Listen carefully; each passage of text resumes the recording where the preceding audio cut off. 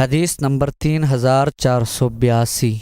حضرت ام حبیبہ ام المؤمنین فرماتی ہیں، میں نے عرض کیا یا رسول اللہ صلی اللہ علیہ وسلم میری بہن عزہ سے نکاح کر لیں۔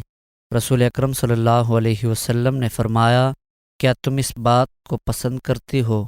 انہوں نے عرض کیا، ہاں یا رسول اللہ، لیکن میں آپ کو چھوڑنا نہیں چاہتی، البتہ یہ بات چاہتی ہوں کہ خیر میں میری بہن میرے ساتھ شریک ہو۔ رسول اکرم صلی اللہ علیہ وسلم نے فرمایا، وہ میرے لیے حلال نہیں۔ فرماتی ہیں، میں نے عرض کیا یا رسول اللہ، ہمیں بتایا گیا ہے کہ آپ درہ بنت ابی سلمہ سے نکاح کرنا چاہتے ہیں۔ آپ نے فرمایا ابو سلمہ کی بیٹی سے۔